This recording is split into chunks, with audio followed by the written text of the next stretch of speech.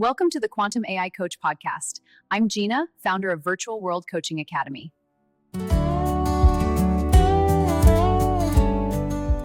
So picture this. It's 11:30 p.m. on a Friday night. You are just completely exhausted from, a massive week. Oh, we've all been there. Right. You've just shut your laptop. You're finally settling in on the couch to decompress, and suddenly your phone lights up. Yep. It's a text from a high-paying client, and they are totally panicked about some minor logistical issue that realistically could absolutely wait until Monday. So what do you do? I mean, if you're like most driven professionals, you sigh, you pick up the phone, and you answer it immediately. Exactly. You probably even tell yourself, like, oh, I'm proving my worth. I'm showing my unmatched dedication. But, and this is the core of today's deep dive, what if answering that midnight text isn't proving your dedication at all? Yeah, what if that instant reflex is actually the exact biological mechanism that's actively capping your income? It's wild to think about. Okay, let's unpack this. Our mission today is exploring this incredible source material that sits right at the intersection of neurobiology, business boundaries, and wealth. The author calls it the luxury of inaccessibility. It's basically exploring how an uncontained energetic space might literally be resetting your income back to a survival baseline. Which is terrifying. No matter how many hours you grind or, how brilliant your marketing is, we're going to figure out how to stop that and architect what the source calls a true sovereign legacy estate. And this idea that being highly accessible could actually harm your business. I mean, it completely flips the script for anyone who considers themselves a high-touch problem solver. Oh, for sure. If you're a soul-led entrepreneur, you probably have this deeply ingrained belief that delivering exceptional results, well, it absolutely requires infinite availability. Right, like instant responses are the ultimate proof of intimacy. Yeah, but that assumption is just this widespread illusion. When you respond at midnight, or let clients bypass official channels to DM you on a Saturday, you aren't being a visionary leader. No, you're defaulting to being a customer service agent for your own business. Yes, you're the help desk. Exactly. The source argues really powerfully for creating a structural boundary that acts like a velvet rope. And it's not about being arrogant or, artificially excluding people. Right, it exists to preserve the pristine clarity of your vision. It reminds me of the stark difference between, like, a Michelin star restaurant and a 24-hour highway diner. Oh, that's a perfect analogy. Because a diner is infinitely accessible. Right. The neon signs are always buzzing, doors are unlocked at 3 a.m., they hand you a 15-page menu. Where you can order literally anything, pancakes, spaghetti, whatever. Exactly, it's incredibly convenient. But you don't walk into a diner expecting a transcendent, life-changing culinary experience. You just expect cheap, fast calories. Right. But a Michelin star restaurant operates on a totally different paradigm.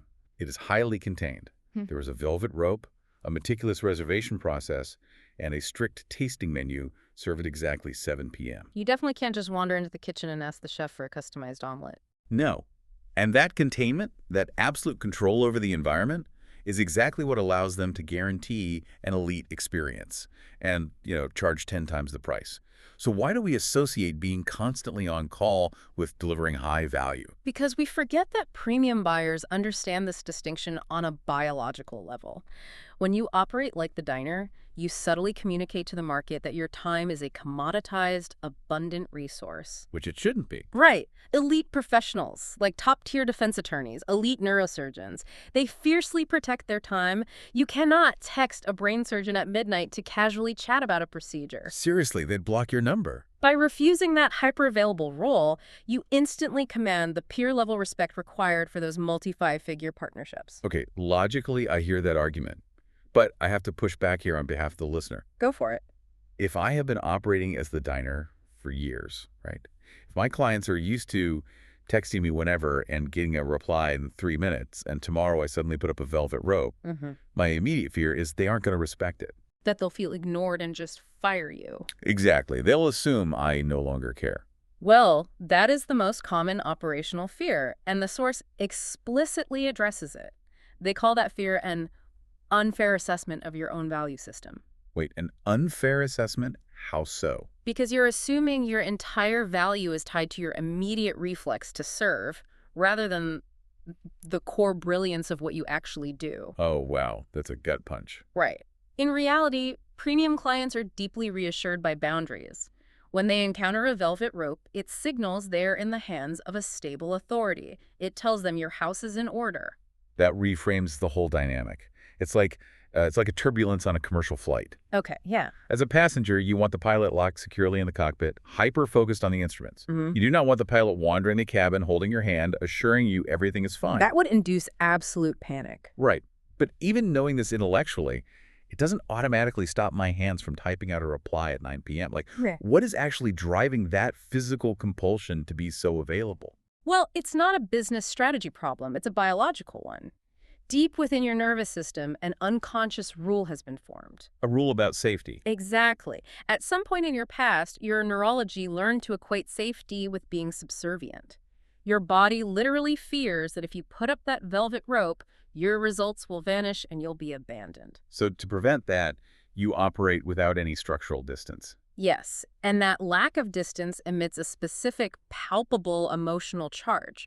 The source calls it a frequency of availability. And premium buyers pick up on that frequency instantly. Hmm. But they don't see it as dedication, do they? No, they interpret it as scarcity. They calculate the risk of working with you based on how strictly you protect your own energetic space. The logic is brutal, but it makes sense. If you don't respect your own vision enough to put a boundary around it, why should they invest tens of thousands of dollars to step inside it? To illustrate how deeply ingrained this is, the source shares this incredible case study about a mistaken wealth trigger. It moves all this business theory into this visceral, undeniable physical sensation. Oh, I love this story. It highlights how little logic actually matters to our nervous systems. It really does. So the author describes a situation where a close friend discovered a massive, completely unexpected sum of money in his bank account. Which turned out to be a total bank error. Right, a complete error. Yeah. But in the immediate moment of discovery, the friend is visibly shaken. He holds up his phone to show the author the huge balance on the screen. And these two had been like peer-level friends for years.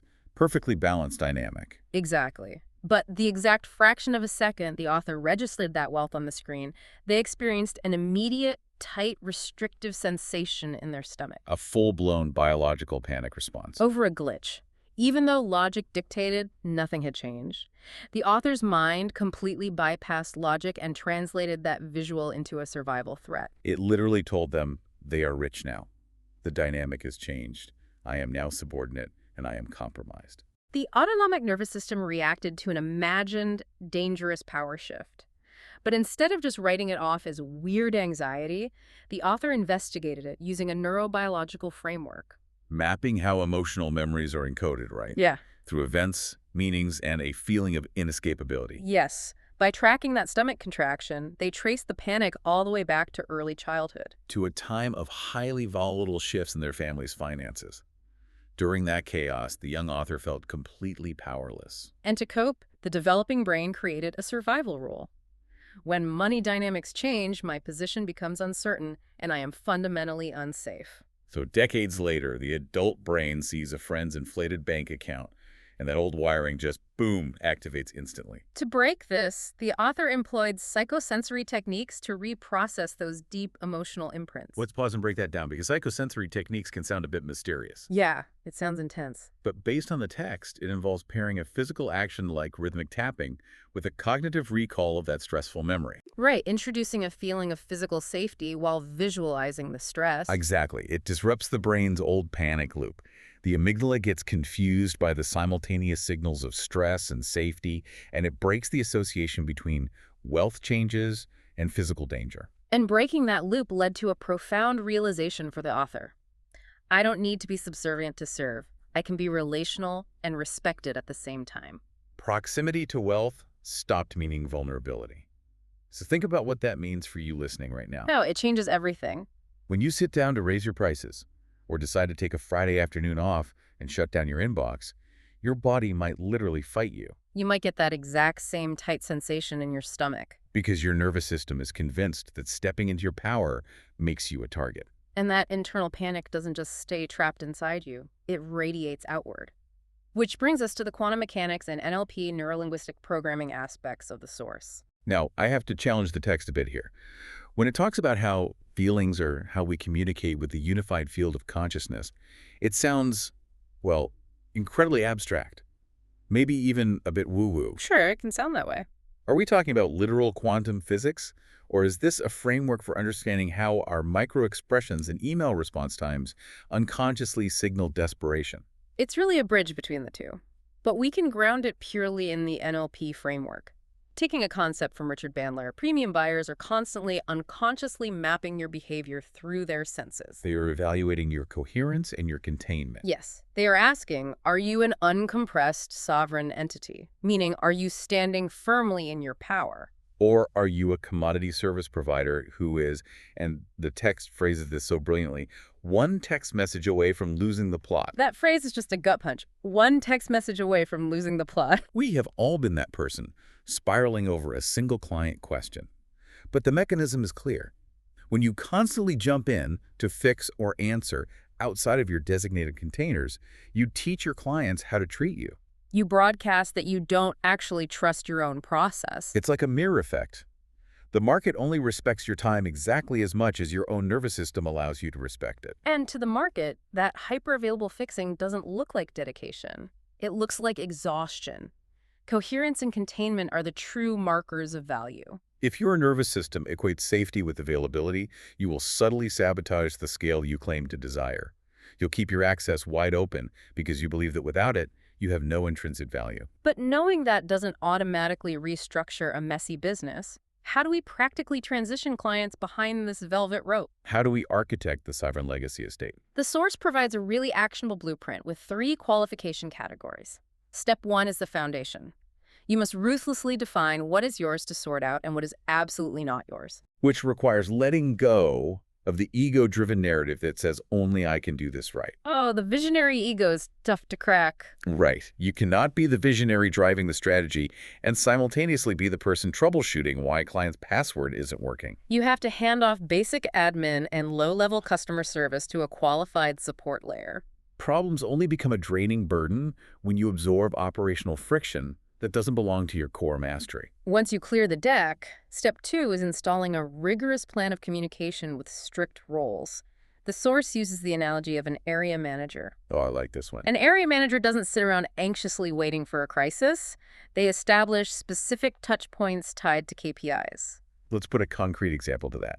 Instead of telling a new client, hey, message me anytime you get stuck, an area manager approach dictates the rhythm. Exactly. It sounds like. Our team reviews all project assets on Tuesdays. Drop your drafts in the portal by Monday at 5 p.m., and we will dissect them together on our Thursday call. You dictate the operational rhythm, rather than letting the client's anxiety dictate your schedule. It keeps conversations upbeat, high-level, and profoundly professional. Instead of degrading into a personal resource strain where you're just putting out minor fires all day. Then we hit step 3, which is arguably the hardest because it requires brutal self-honesty. Yeah, you have to analyze your underlying motives. Are you answering that email at 9 p.m. on a Friday because it is genuinely required to save the project from catastrophic failure? Or are you doing it because your nervous system is terrified they'll demand a refund if you don't? That is the ultimate diagnostic question. Did you leave the gates open out of a fixable habit or out of deep biological terror? And if it's terror, the source offers a profound visualization exercise. You imagine the scenario as if the boundary has already been successfully achieved. Picture yourself sitting in silent reflection, completely unbothered by digital noise. Your conversations are contained and rooted in deep mutual respect. You're not being pinged to death across 5 apps. Your phone is no longer a device that dictates your adrenaline levels. And in that calm state, you notice something incredible. Your mind actually enjoys coming up with legacy solutions. The kind of brilliant, multi-million-dollar ideas you are capable of generating only surface when the mind is allowed to rest in its own autonomy. You simply cannot have visionary ideas when your cognitive load is crushed by daily availability. Anxiety and overavailability are not mandatory business requirements. They are obsolete survival rules built by a younger, more vulnerable version of you. Once your nervous system processes that it is safe to be completely inaccessible, the invisible ceiling dissolves. You price differently, you choose clients differently, and you finally become a robust container capable of holding wealth. Which brings us to a crucial final thought to carry into the rest of your week. We've talked all about protecting your nervous system, but turn the lens around to the client's journey. Right. What if the next time a client brings you a minor, non-urgent problem, responding with a delayed, contained boundary isn't just a favor to your own energy? What if stepping back actually forces the client to pause, self-regulate, and trust their own capabilities? By not answering, you might give them a far better, more empowered result than if you swooped in to save them. By holding your boundary, you stop enabling their reliance on you. That is the true mark of a legacy leader. This is where it gets real. We've spent the last 15 minutes talking about nervous system capacity and client boundaries. But let's be honest, you can't hold an elite business container if your internal system is still treating a client's temporary discomfort as a threat to your survival. Oh, absolutely. It's like trying to build a multi-million-pound skyscraper on a foundation made of sand. If you felt that invisible ceiling of compromise today, where you keep over-delivering just to keep the peace, you aren't alone. But you are entirely responsible for re-architecting your container. Exactly. And that's the perfect transition into what Gina Pickersgill is doing over at the Virtual World Coaching Academy. She isn't just talking about project management strategy or giving you generic boundary scripts. She's helping high-performing leaders rewire the actual neurobiological frequency of their wealth and somatic capacity. If you're ready to stop the energetic leaks and end the post-boundary hangover of guilt for good, you need to check the description right now. Yeah, you really have to look at this. Number 1, first, there's the Heal Your Money Wounds workshop. This is exactly where you go to expand what your system feels safe to hold, receive, and contain without contracting. So good.